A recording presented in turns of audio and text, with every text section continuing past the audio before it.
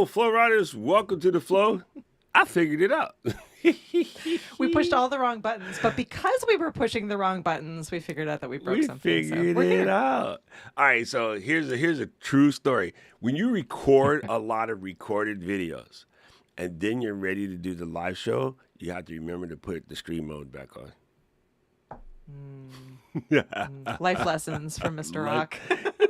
I've been doing this like what, 3 days? We good. Yeah. Anyway, Yeah, gang, exactly. today we got an awesome guest. We're gonna dive right in because we got our man in the back marinating. So, Katie, if you want to do the honors.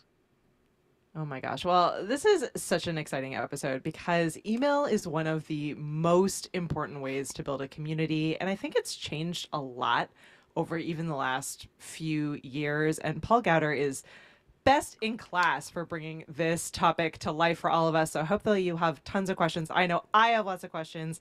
He is the founder and the mind behind powwows.com. He has just one of the largest communities out there, but he's also incredible at email. So without ado, bring on Mr. Paul Gowder. Hello, hello. What is up, Paul? When she said largest communities out there, she's kind of underselling it. Not on purpose. Yeah. Not on purpose, but there's large and then there's massive. It's pretty massive. I'm Paul gonna, just quietly has like a preposterously large community, but not only is it large, he's just so good at like speaking to his people and making it feel like a crazy experience. I'm always, every time people ask for me to come on and talk about the Ecamm fam, I'm like, I like more or less know what I'm doing, but I'm watching people like Paul. So I'm glad that you're here to answer everyone's questions and talk with us all about email. And right off the back of getting back from Podfast, right? So you Yeah, drove home yesterday. perfect. you We can drive appreciate home. it. I never get to do that. I know. can't drive home from anything. A little difficult, yeah. All right, this is going to be super good. This is the perfect timing. I was just talking to Caleb yesterday about, you know what? Was busy doing stuff when I got back, in January. So I have some things that I want to do for my email setup that I will be starting afresh. And I'm like, that's okay. I'll just start in February. So I don't want anybody to feel like, these temporal numbers that we give ourselves, start at the beginning of the year, start on my birthday, start in spring, summer, fall, whatever. You know what? Time is relative. I don't know if you guys remember that dude, with the time is relative thing. He had the weird haircut. You can make the first of whatever. You can make tomorrow, which is the 21st, the first. It's the first of the 20. Yep. So you can start whenever. Tomorrow so can be the first day. Don't Yep. feel like you're bass backwards or something. Just dive in. Like legit, give yourself that grace. Okay, let's go, Paul. What's the first thing we're going to ask Paul? Go ahead, say something. Well, I was going to say I love that because I actually sent my newsletter to my community out today, and that's one of the things I talked about is I got sick right, and I still have a little bit of a cough. I got sick right after New Year's, Christmas time, and so my whole beginning of January has just been blown up, and I don't feel like I've started the year yet. I have all these projects and all this stuff written down that I wanted to do, and nothing. I don't feel like I've started my year yet. So one of the things I was putting in my newsletter today is I finally feel like this week is the start of 2026 for me. So I'm just Perfect. today is January 1st, and let's go. Right? See, I love that. Today Start is where you January can. Like 1st. get in there wherever you can get in there. Okay, so Well, go ahead, Katie. I just want to kick off with a little bit of a reset since we're starting fresh. We're pretending it's January 1st, which I'm on board with. I think what's really important for everyone to fully understand is that there has been like a huge evolution of a lot of these platforms over the last few years. And marketing is also very, very different than it was even a few years ago. So if you're sitting here and you're thinking, okay, I've sort of heard about email marketing. I have kind of a set vision in my head of what it looks like and what it feels like. It's probably pretty different than what you might be thinking because all of the social platforms are shifting endlessly, and as we say all the time, that's rented space, right? So if you're putting stuff up on those social platforms, it's great. You might be able to get some good reach out of it. You might be able to grow following or a community there, but email is an owned space, and what you can do with it these days can be really creative and clever and community focused, and there are lots of tools and options out there. So I want everyone to sort of reset in their brain what you are thinking about email, because it's probably a little bit different than what your perception is unless you're actively in this space right now. So Paul, maybe like I would love for you to kick off sort of what are some of the things that you see right now that are working really well with your community and community building in that email space? Yeah, I think so many people think of email and they think about the Amazon emails or Best Buy or all these other brands that just shout at you, Mm-hmm. it just yeah, let's put that over to the side. That's a whole different world of email marketing. What we're Yeah. talking about here is building relationships and building community. So what I see is working really well with me is like I was just saying, today I sent out my broadcast that went to my entire list, and those are good. But what really works for me is niching down and making serialized content in email. So in Kit, they're called sequences, and MailChimp, they're called automations. But basically, building a sequence of emails that delivers value, tells a story. I'm continuing to build more and more of those. This last year, we created a book club, and so we have a series of emails that go through, Native American books. We have one for travel, we have one for crafting, and as you niche down and can deliver value over a series of emails, that's what I'm finding is working. And so we're even doing, like in November, we did one that was just based on Native American Heritage Month. And so we let people kind of opt into that and used the month of November as a time to tell a story through a series of emails.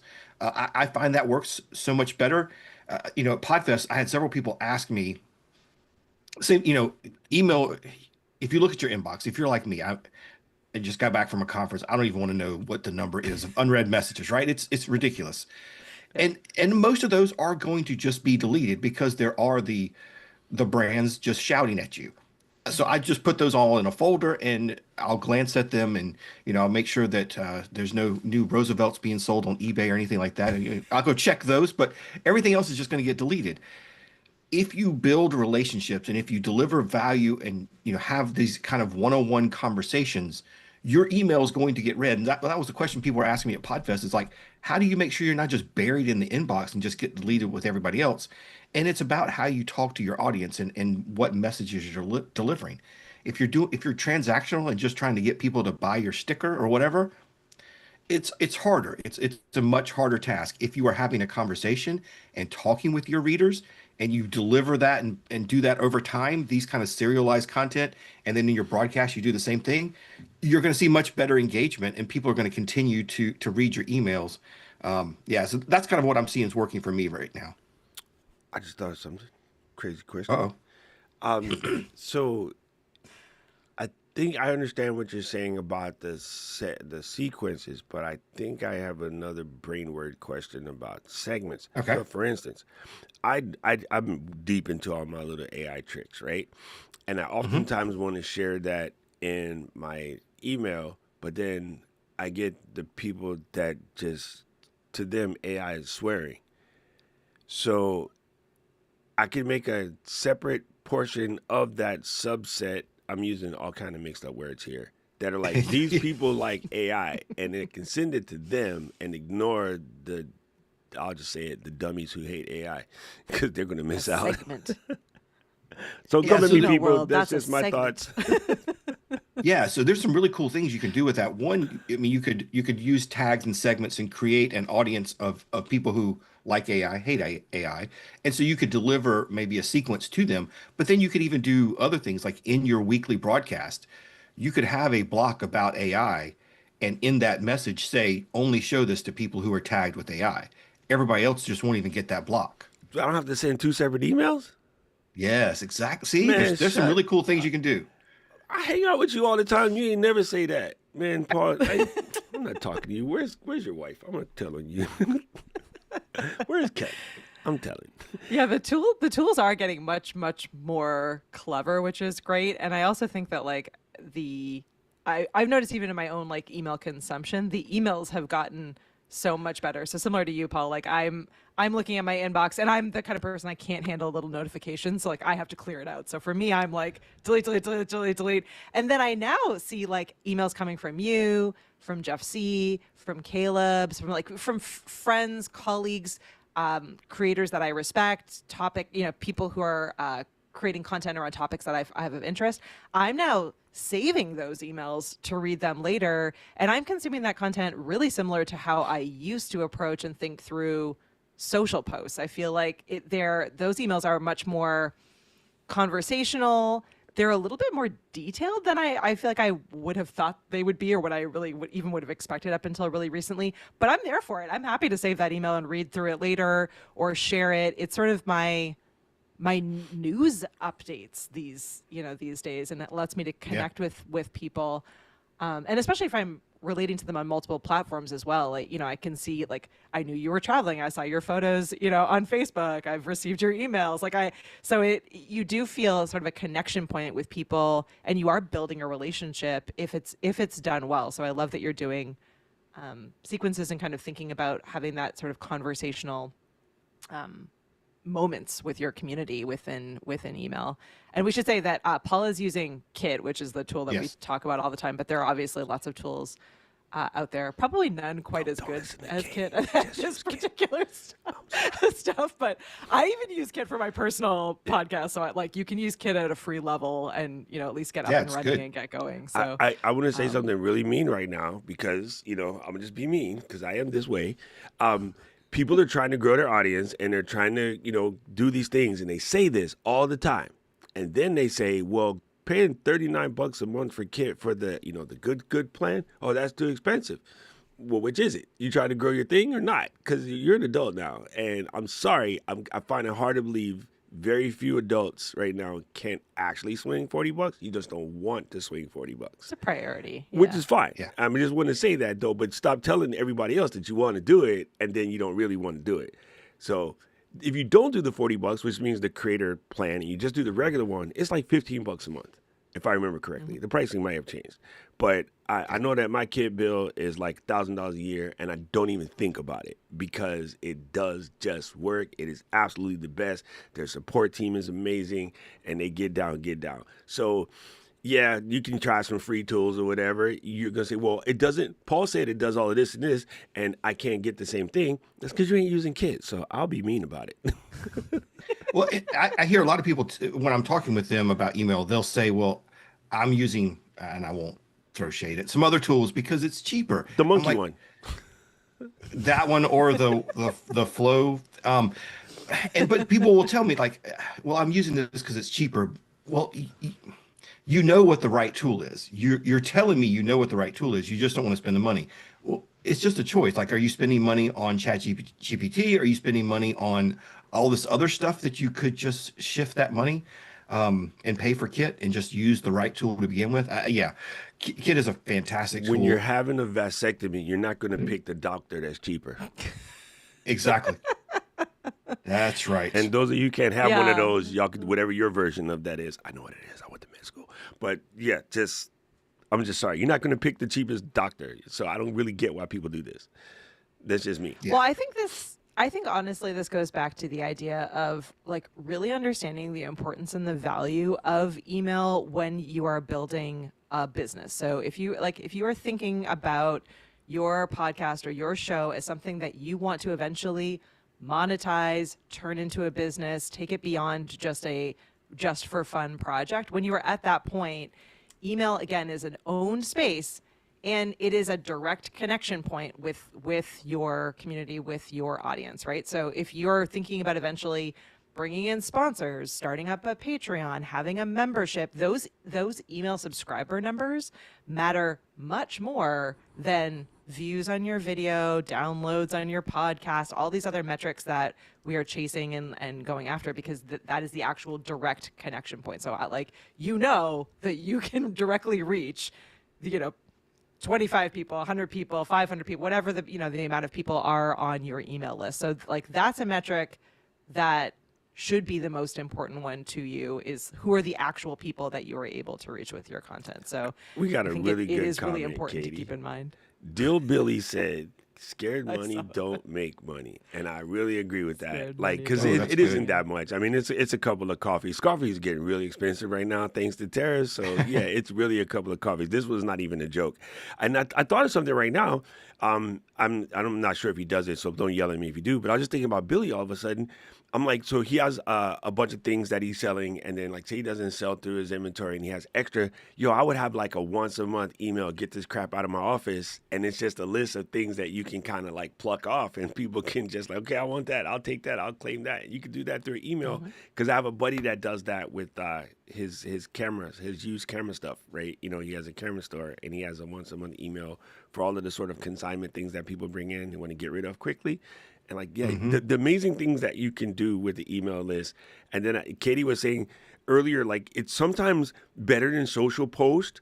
And I definitely have people who I keep up with through the email because the social that they hang out in is not my favorite anymore. It sounds like an ex.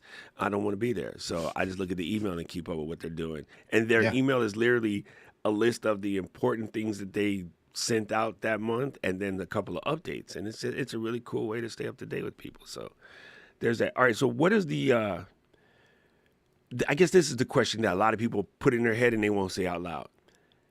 How small is too small to start an email list?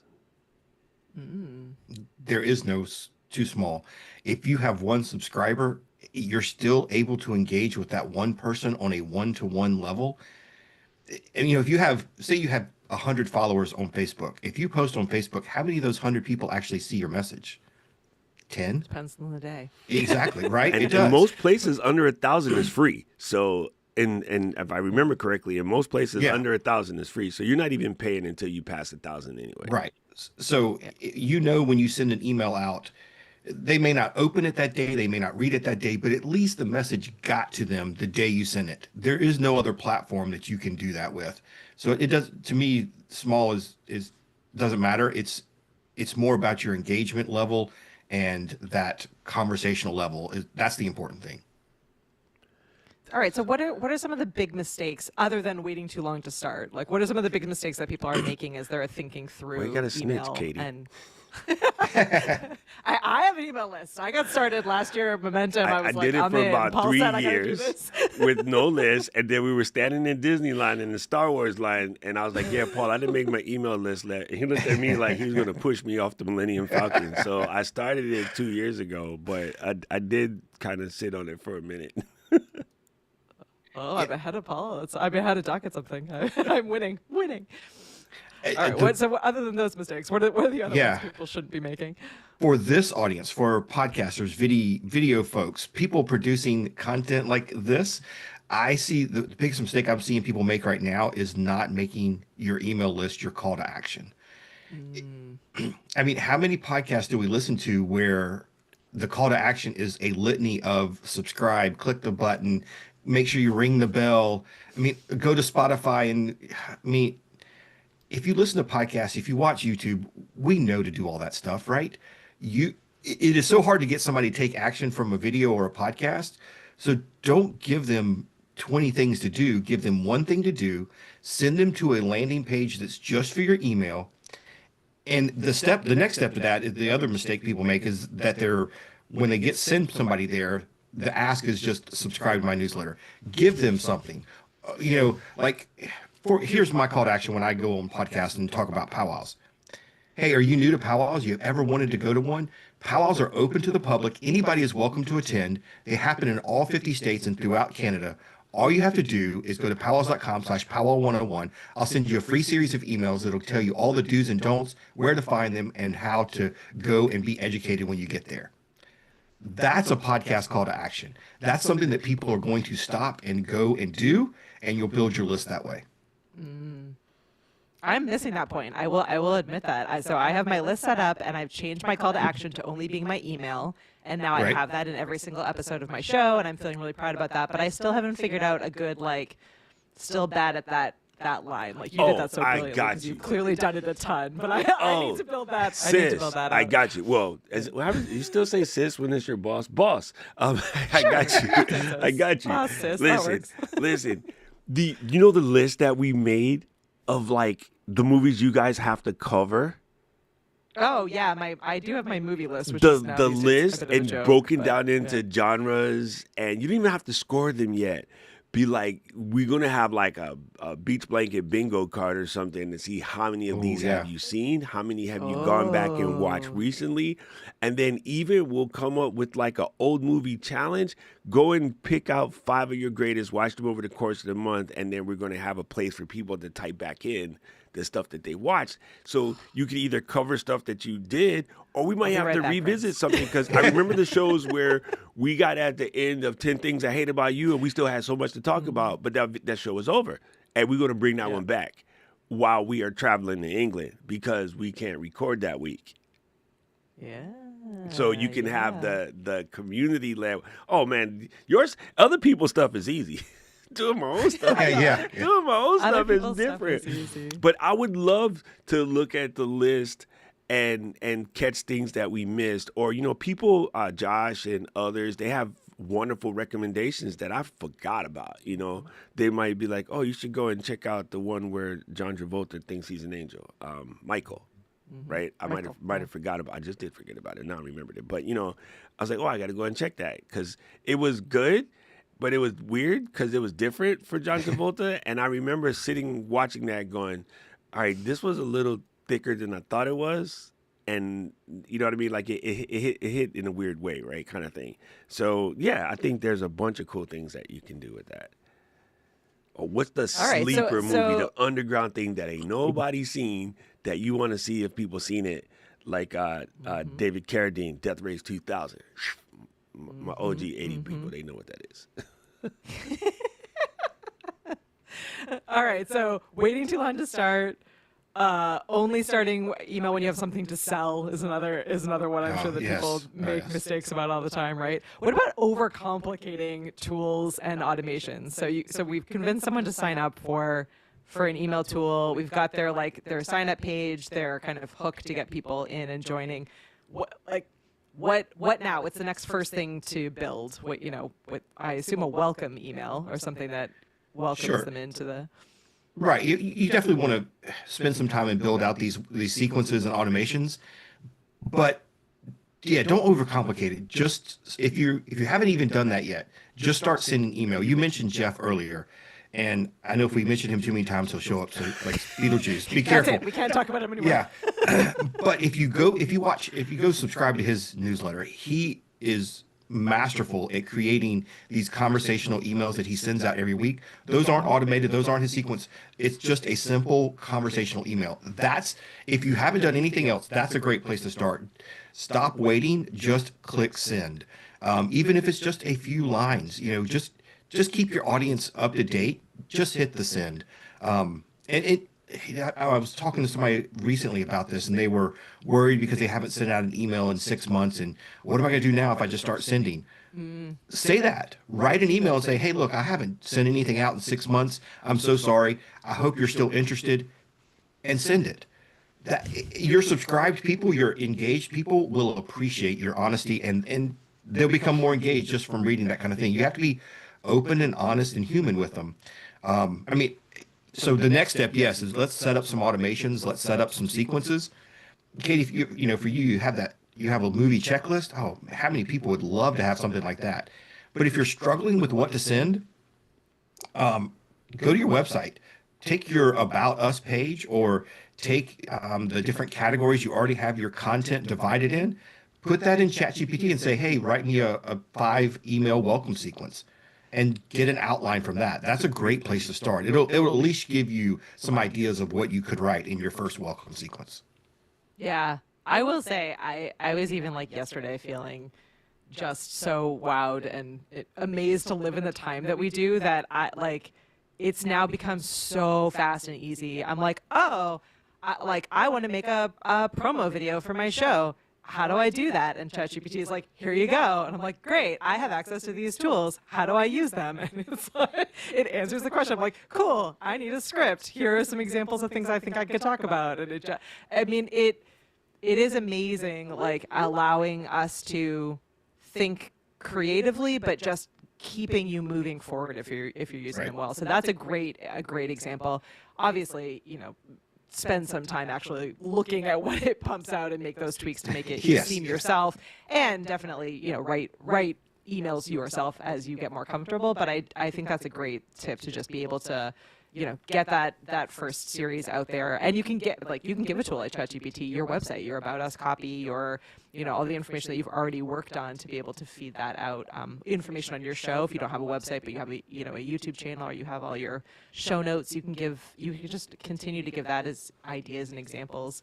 My first email that I send out now weekly, and I'm kind of building off of it, was just when my show is and what the topic is about, who the guest is. So it could be something honestly as simple as that, with a question at the bottom, or ways to get them engaged and emailing back. I'm amazed. I have a small list, but they email back. I'm like, have you seen this movie? And they'll reply back, or what should we do the following week? What are your favorite memories or moments from this movie? Like, people, if you ask them questions in email and you're starting to build that relationship, will reply back, which is awesome. Like, it again allows you to kind of build those relationships in email. It feels so much nicer than how social media is feeling right now. So if you're like me and you're sort of burned out on all of the different social platforms out there and kind of just the negativity, it really does allow you to have kind of ownership over your own space and how you want those conversations to go, and what you want to respond to and not respond to, and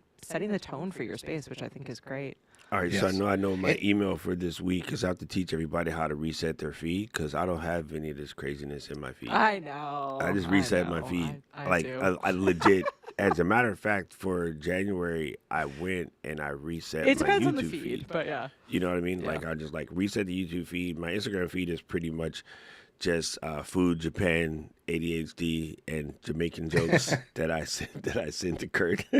And then, for the most part, is unless one of my friends, shares something which has already been through a layer of curation, in a sense, because they're trusted, and I know which of my friends to look at things that send to me. I know which of my friends not to look at things that they send to me.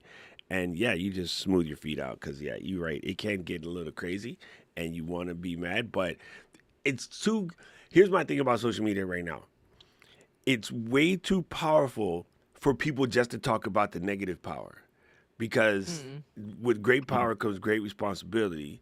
So if it's powerful enough to destroy the world, then you cannot tell me it's not powerful enough to improve your business. That doesn't make any sense, Elsa. Like, which is it, right?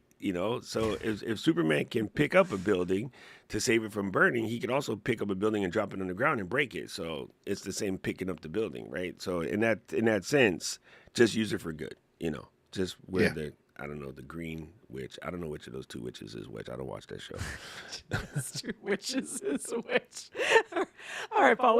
What makes emails get opened? Like, is there a magic formula? Is there a way to just make them so that they're a little bit more likely to get that click and that open rate up?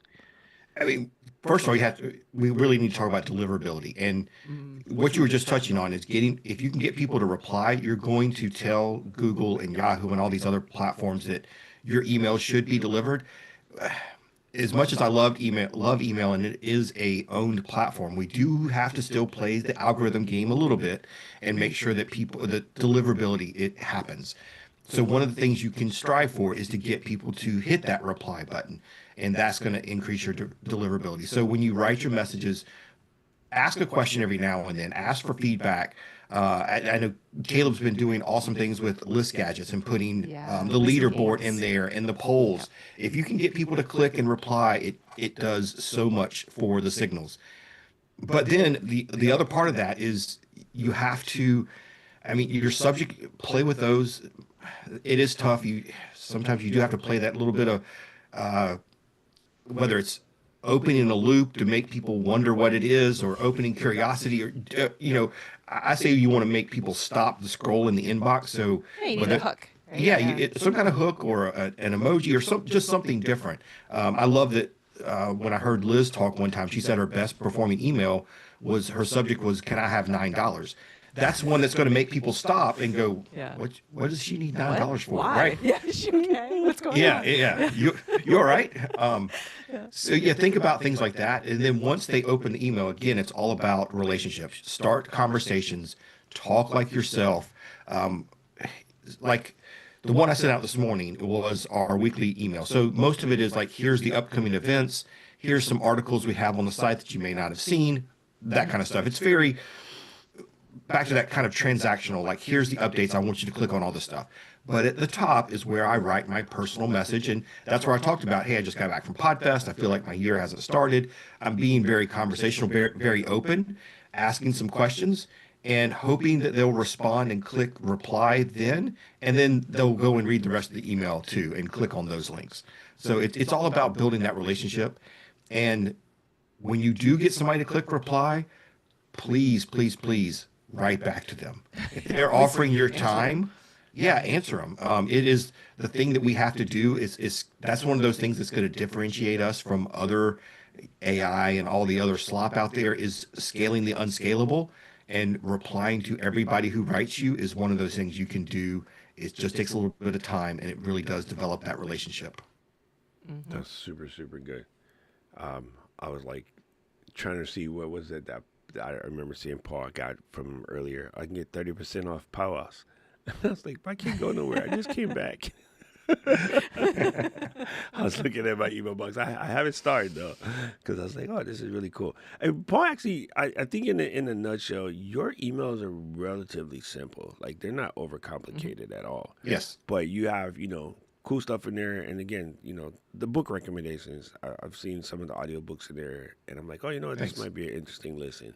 So I think as long as you're providing something that people can take away, you're probably doing better than most. And I've totally seen people like, I get the James Clear email. He doesn't technically sell anything in it, but he definitely tells you at the bottom of the page that it exists. Because what happens Right. is with enough touch points, you get nosy and you're like, oh, I wonder what their thing that they're selling looks like. And then you go in. So you don't actually even have to say anything if you're sharing good info and people, you got the open rates are good. You know what I mean? I think also it's up to us as a community to change the tone around emails, right? So, yes, Amazon is obnoxious. Yes, Best Buy is obnoxious. Yes, some of these other guys are obnoxious. My airlines, they're really obnoxious. Oh, yeah. Okay, let me fix this. Now, here's the point. Here's the point, people. Now, everybody in the chat, pay attention. Tell me if this is true. My airlines is obnoxious as heck until they send me that email that tells me that there's a flash sale on the trip to Kyoto and I can buy a ticket for $450 instead of $1,400. When I see that one, I press it, I go in, I start trying to book. And so the funny thing about sales, and everyone loves to talk smack about, I hate being sold to. You're lying. Stop saying that. You do not. You do not. You only hate being sold to things that you really want to buy and you can't afford right now, and it just makes you mad that you can't swing it, or you just don't need it at the moment. But when you catch one of those emails in your inbox from one of those irritating vendors who emails you way too much, and then they just happen to catch you on the 75% off sale when you got a little bit of extra cake for some reason, and then you run out and you share that with your friends, like, oh my God, the popcorn place that Jill made me buy too much popcorn is doing another fundraiser. I have bought so much more popcorn since the first one, I must confess, Jill, you jerk, because it ain't cheap to ship it to Hawaii. But when I get those, you know what I'm doing? I'm actually buying it. So it does work. And if we keep telling each other these lie, especially when we run businesses, telling each other this lie about, oh, marketing is bad and selling people stuff is bad. No, it's not. Because everything you bought recently that you really like, you probably bought because of some advertisement or some form of marketing, even if it's the word of mouth of your friend telling you to go and get it. So if you can't be good at business hating marketing. Let's just stop there. That's true. Yeah. I'm gonna It's put my also box it away. is a mindset shift, I think, especially in the space of email. To we say all the time in marketing that people buy from those who they know, like, and trust, right? So you're changing your mindset to, I am building a bridge with my customers, and I am building that relationship so that they know me, they like me, and they trust me. So if you're starting there and that's the majority of the email and the content that you're building with your users, then yeah, it's way easier when it comes time for your sale or your offer or whatever it is you're trying to sell them on. If you've already sent 10 emails out and then the number 11 is the sale, you've spent those 10 emails building a relationship with them. They know what to expect from you. You've answered when they email back. They're way more likely to respond back to that sale email than if you do 10 sales emails and then like, oh, and a little bit about me. Right? I mean, which is logical, but we still fail to remember that sometimes. I want to get your guys' insights on the chat that came in from Paula Marie, but I want to say something to Anthony first. So you're right. Human connection does grow faster, but video is one of the fastest ways to grow human connection, because one thing that text messages, we had auto text forever, and emails don't do as well as video is actually show the real you.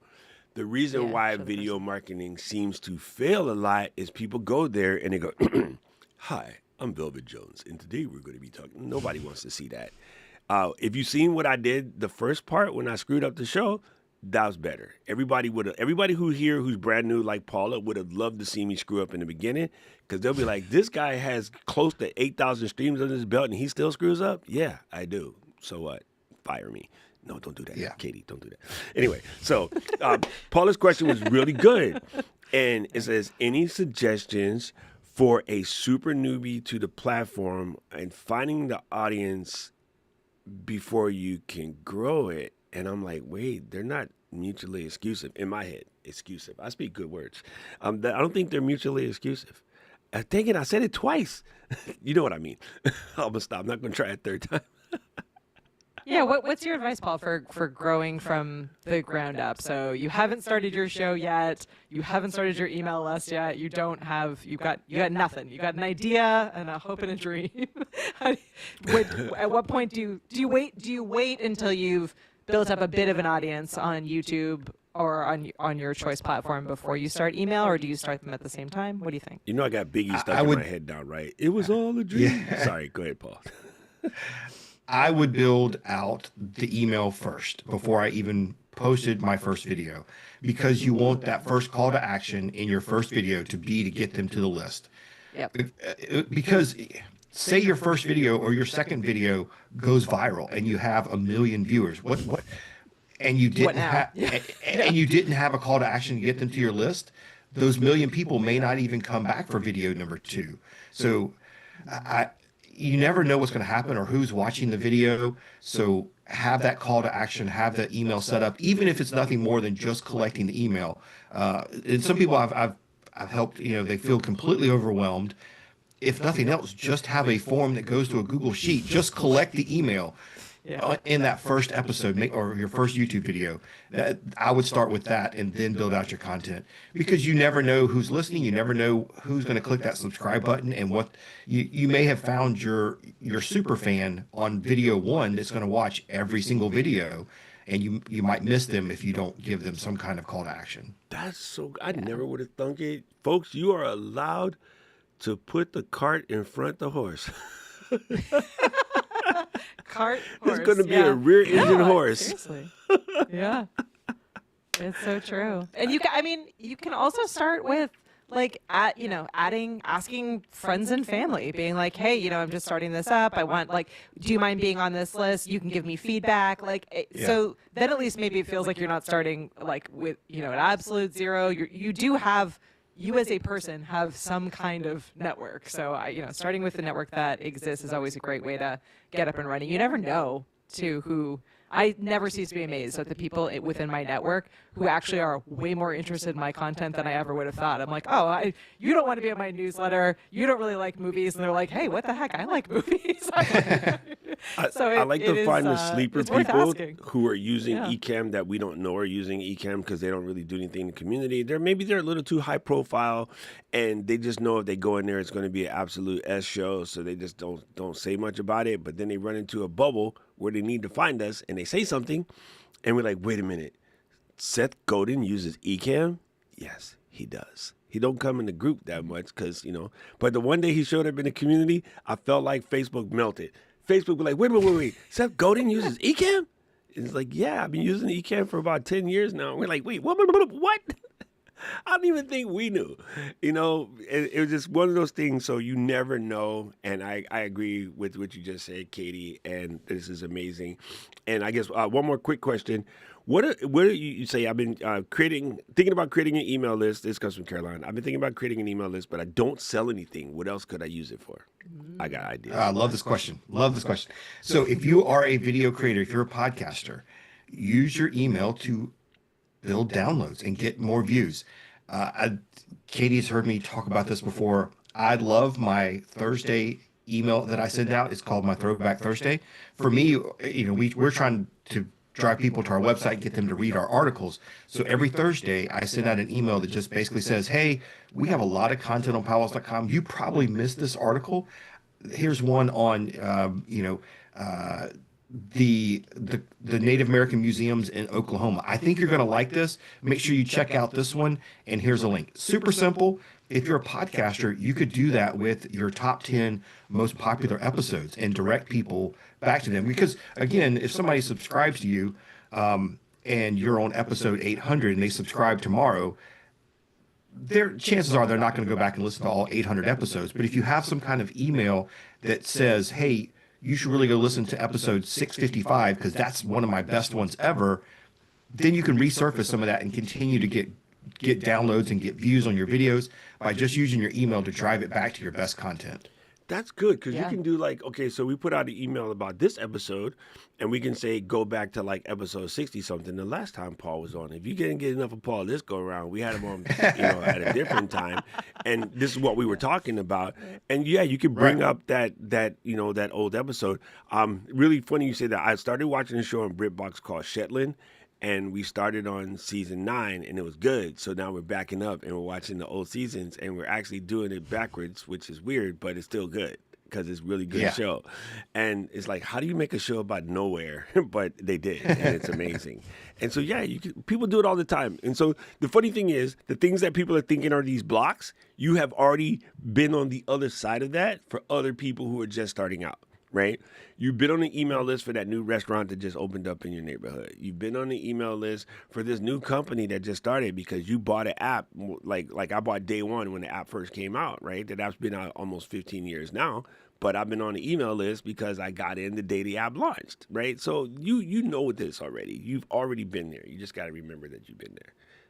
It's cool. Yeah, you can get great ideas from other people's lists too. I'm constantly saving in my swipe folder, my little save folder ideas.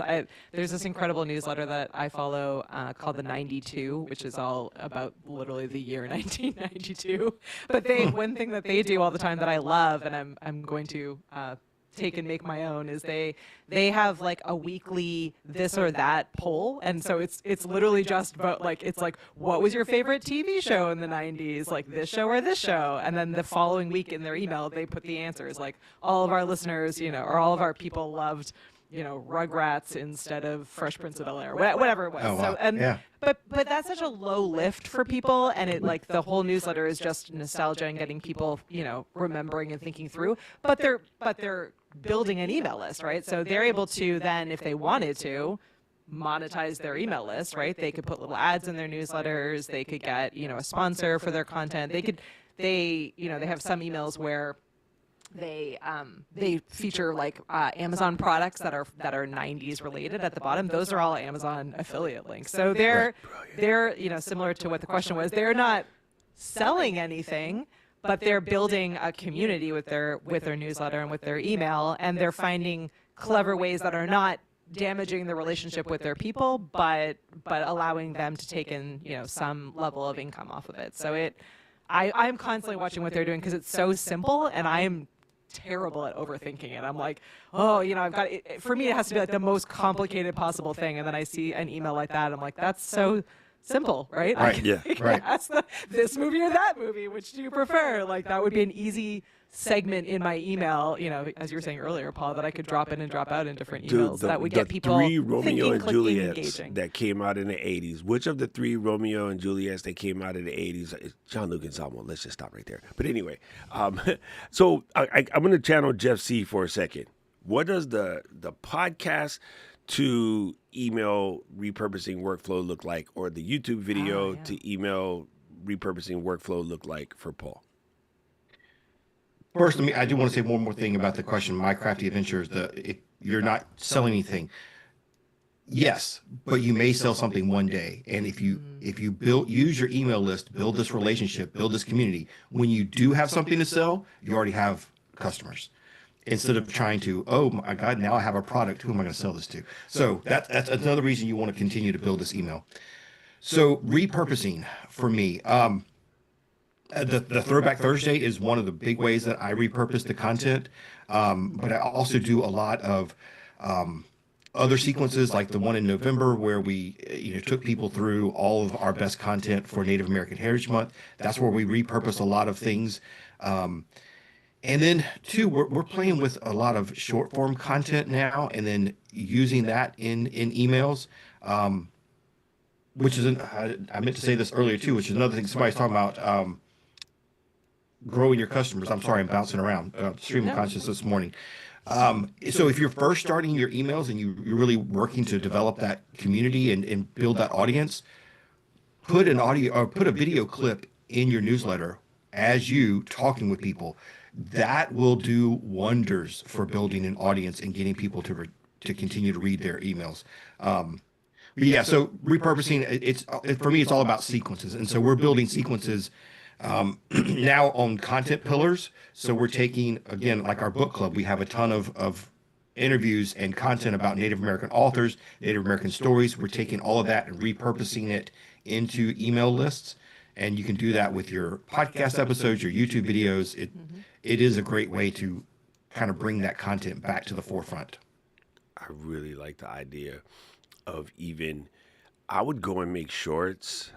Going back to Paul and Marie, I would go and make shorts about, hey guys, launch this brand new YouTube channel. I'm building it out. We're going to be making, adjustments as we go along. One of the first things I want to do is invite you to the email. So here's the link to get to the email list, because that's going to be the best way to stand up, because right now the YouTube algorithm has no idea who I am. So if you like the content and you want to be straight up with them, right? If you like the content and you don't want to, make sure you don't miss it until the algorithm figures out that I'm Paul Marie and I'm badass, I'm fitting to be here. Here's how you can make sure you don't miss anything.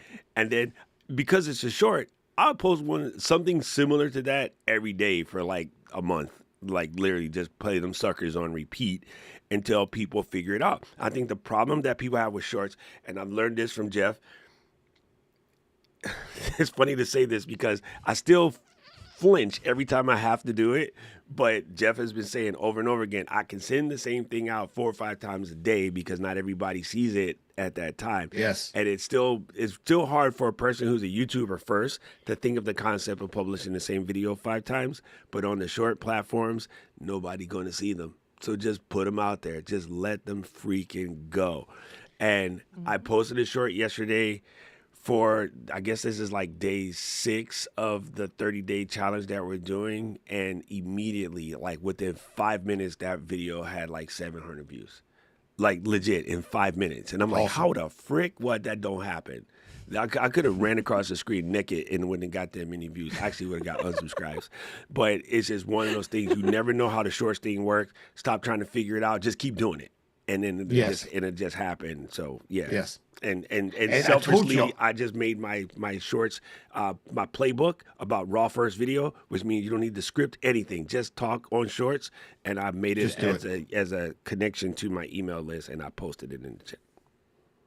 And I told you guys, if you kept saying his name, he was going to show up. Now he's messaging me right now. So y'all stop saying Jeff's name. Oh no, that's the last time. God. Oh my God. See, I knew it. My bad, Jeff. Let me put Jeff back to sleep. I want to, as we're nearing the end of this episode, I just want to repeat a couple of things that we've talked about just to hopefully drive it home a little bit. So again, like, you don't need a perfect welcome sequence, a complex funnel, a huge list, overcomplicated. You need a reason, a rhythm, and a relationship mindset. Right? So yes. The 3 R's of emails. You need to start, like everything else we were saying, and you can start with 0. We all start with 0. Everyone starts with 0. So start with 0 and start letting people know that you have a list. And Paul, I think honestly the most important, at least for me, the most important thing that you said on this interview, and what always sits in my head is that's your call to action. That's the most important thing, because that's your connection point. You can't trust someone is going to listen to you and go back to your website. You can't trust that they're going to find you on social, or that the algorithm is going to show you the content. But once you have their email, you can trust that it will end up in their inbox, and then you are more likely for them to open it and for them to engage with you, and you can send another one. You have the potential to be in front of them in a conversation in a way that is unlike any of those other platforms. So as creators, as podcasters, as video people, like, that's the play. That's the CTA. That's the one simple thing that we should be saying over and over and over again is, and then obviously deliver on that, create content and create value in your email, so you're not the obnoxious friend that's just sending endless emails and endless messages out, but that aren't helpful. But I think that's the voice that's been in my head for the last year or more, that, every time I chat with you, every time I talk with you, it's like, oh no, that's the important part. Like, really just setting that intention and getting in that habit of saying, this is how you connect with me. This is how you find me. You need to be on my email list. Yes. And don't let, I know so many people get hung up. Another point of friction. Don't worry about trying to create some perfect lead magnet, this beautiful PDF. Just write it out. Just make it text-based. It probably is going to get better engagement instead of a PDF. Like, Katie, your movie checklist is going to be an incredible PDF, and I want a copy of that because I want to check off the movies as I watch them. But if you just wrote it out in an email, that's going to be valuable too. So don't get hung up on all this stuff having to be perfect. The cool thing about email sequences, you can change them at any time. It doesn't matter. Just start sending. Just click send. Just start writing and click send. Yeah. I just realized, and I made this thing like a week ago to get ready for a patch challenge, and the video is not a video. It's me holding a blank book for like 60 seconds and using it as a freeze frame. And I stretched the freeze frame out for 60 seconds and posted it as a unlisted video. For the whole idea of going back and recording the video later, I didn't do that yet. So it's still, when you get there, there's a YouTube button and it looks like you can play it, but the video is literally 60 seconds of a still frame of me holding the book, because it's the, short form video, playbook. And it really, I just came up with like, these are 10 videos you can make no matter what your subject are. You don't need a script. You probably already know this stuff by heart. Your deep cuts, you actually know them by heart. So you can go record those right away, regardless of what you're talking about. You could be talking about push button transmissions on a 56 T-Bird, and you could probably make 10 shorts out of that. And those again, like in the repurposing mindset, if you're someone like Doc who typing makes him itchy, right? So the idea of doing email, it makes him a little itchy. Like, record those as shorts, grab the transcript from it, and then drop that in. And so you don't have to do the writing. You can audio it, you can video it, you can record it as a short, embed the short into your email, and then put the text below it. There's nothing.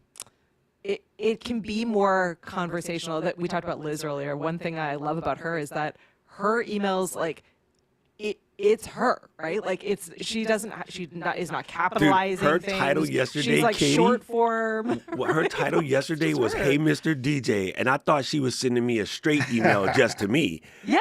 I was like, freaking Liz, you jerk, you got me. I literally thought she was sending me an email, because she started her email with "Hey, Mr. DJ," which is from the song, but I thought she was asking me a question, because that's the kind of way she sends text messages. So it just completely jacked my head up. Yeah, right. So you can be. I've been talking a lot about this idea that this year, at least for me, is this very freeing experience of, actually, what people really care about right now is connection, and is community, and is people being people. So how freeing. Like, it's okay. You can make some spelling mistakes and typos in that email. You can talk how you want to talk. You can show up live, imperfect and all. You're building something. You're building something that is human, which means that it is probably flawed, and you're going to get better every single time you do it. And bringing people along on that journey is what makes you and what makes that experience real for everyone. So we can all give ourselves permission to just be ourselves in these spaces and show up that way consistently, because it does work. We've had so many people on that are living proof that it does work. Paul is a great example of this. You have a huge community. It works. It's just simple steps, right? It seems hard, but it's not hard. It's just simple. It's simple steps in getting in setting I up think a we structure. should define forward. huge real quick, just so that people understand. Paul, what was the biggest live stream last year? Gathering Nations, I think we hit between 8 to 10 million viewers. There you go. When we say biggest, I Oh, want people to not that actually big a deal. hear it. I want people to hear it because I don't think they understand. It's like people like to talk about $1 billion. Nobody has an idea what $1 billion looks like. You heard the number, but you couldn't do the math. And even though you're good at math, most people can't do the math to figure out what $1 billion really is. They just hear the word all the time. And so when they say the national debt is $3 trillion, I'm like, what does that actually mean to humans? You don't know. That's like a money the size of a mall. You could be end-to-end cash, and you're just hitting $1 trillion in a mall, in a big mall, like a J.C. Penney's type mall. Actually, they went out of business. Anyway, you got the point. What So is a mall? yeah, I wanted people to hear that number, right? Like when they say big, like it's massive, massive. All right, so we're gonna do a cheat code real quick to finish this show out, okay? Because I want to let people know about the repurposing thing because we already woke up Jeff, and so here we're gonna get a clean, postable short right now at the end of the show without doing any work. So Paul, if you have anywhere between 60 seconds and 3 minutes to give somebody that this is the only time I can talk to you about email, what is that Paul Gowder advice? Oh, now you put me on the spot. God, email is, for me, email is the cornerstone of my business. It is the backbone of my business. It is where I engage with my audience the best. So regardless of where you are in your business, if you haven't started an email list, start it now. Use it as a way to engage, to be yourself, to be authentic, to be human, and just start sending emails. I love building email sequences, and I think that's where you can really build the best relationships. So figure out ways that you can niche down, have content pillars of information you can send out in sequences. You will find that engagement, that readability, that coming back will be much better. And if you want more about that, here's my call to action, paulgowder.com/email tools. I'll show you how I grew my list to 100,000. Bingo! Hit that applause See, button. fam, Doc. I don't even have the AI to cut that short. It's already cut. When I finish this, I can just send it to Katie and be like, Katie, post this. This so simple. So simple. work It's like is everybody. I really done. believe that people overthink the idea of getting these shorts. Just do them live. Nobody cares, bro. Like Yeah. we just did it. Nobody say, hey, Doc, don't do that again. And the only person who would say that is Rich, and then he needs time to type it. So there you go. Flow Riders, this has been epic, and I feel like it's been way too short. We need to have like the 2-hour Paul episode where we just go 2 hours without talking about Jeff. Yeah, it's true. It's true. He's definitely been summoned now. We've said it way too many times. Yes.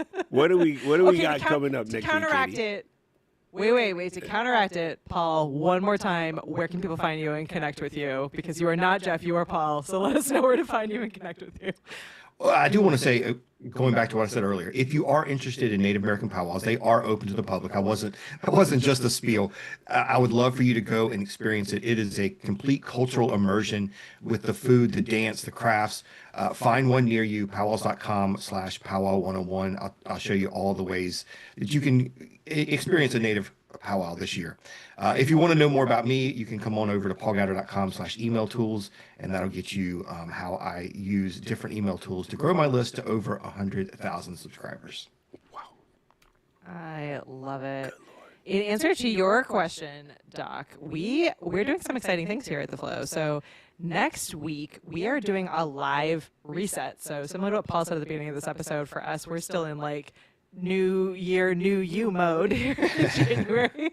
And we know that many of you have been having questions about how to produce a podcast, how to design it, bring it to life. What does it look like? So we're actually going to build out our Ecamm scenes live with you all next week. We're going to take everything apart. We're going to dismantle it. We're going to take your questions. We're going to reset the show live in front of you. So if you've been wondering what that looks like or how to build it or how to do it, that's a great safe time for you to come on over and ask all those questions and see how we approach thinking through what should the show look like, how to build in segments, how to structure all of it, run of show, everything. So we're getting organized. We're doing it publicly. We hope that you all join us and hang out with us.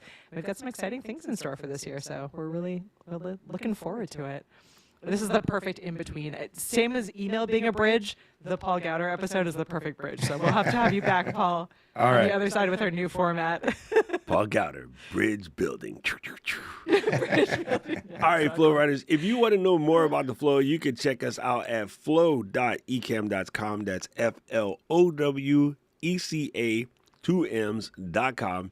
You can send us messages, subscribe to the podcast, and just everything that has to do with the Flow. You can find it out at flow.ecamm.com. We'd like to thank you so much for coming in and hanging out with us this week. And thank you, Paul. Thank you, Katie. This has been absolute rad. I can't wait to do the live reset next week so I can go in and fix the things I broke today. Come join us as we make Doc reset and fix all the things that he's constantly breaking. Correct. And so you know what it is, people. Around here, we like to say, Flow Riders, out. Out. We'll see you next week. Thanks.